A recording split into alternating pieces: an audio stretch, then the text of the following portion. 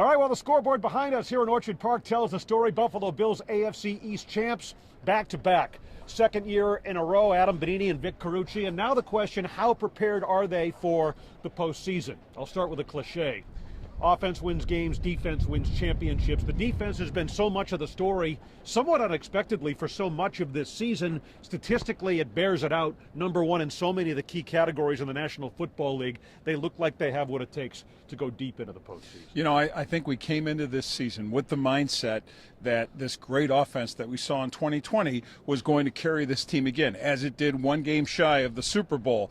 As the year evolved, the defense took precedent, and frankly, I think this team would feel just as good or better that the defense is driving the train. We've seen shortcomings in the run defense. They'll have to deal with that, I think, at some point in the playoffs. But offensively, look, Josh Allen's got to be better.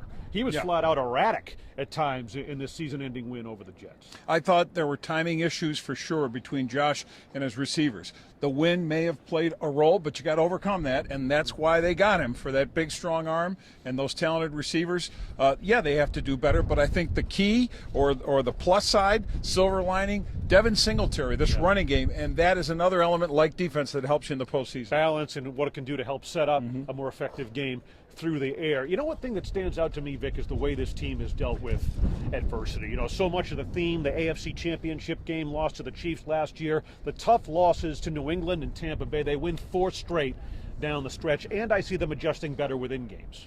There is a definite, it'll sound like a cliche, it'll sound hokey, but a definite family feel with this football team, and I think that's what gets them through. And also, we can't underestimate how good it felt for them to win this thing in front of the home crowd. They didn't get to do that last year, and I think it meant a lot to them. They expressed so much of that after the game. And it means at least one playoff game next week will be here in Orchard Park. For Vic Carucci, I'm Adam Benini, Channel 2 Sports.